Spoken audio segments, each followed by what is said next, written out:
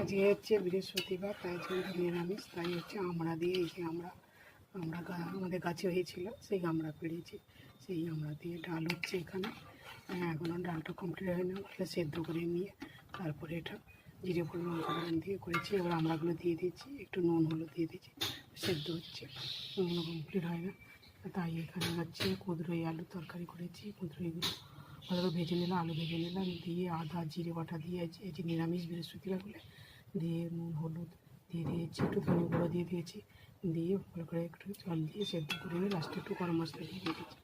এইখানে হচ্ছে কুমড়োর ভর্তা করেছি, দিয়ে ওতে জিরে ফোড়ন দিয়ে এটা নুন সর্ষে তেল দিয়ে মাখিয়ে নেব।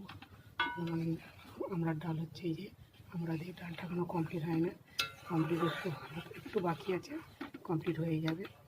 সেদ্ধ হয়ে গেলে আমার রান্না যদি ভালো লাগে লাইক কমেন্ট করবে, সাবস্ক্রাইব করবে। Thank you so much. এখানেই রাখছি, টাটা, বাই বাই।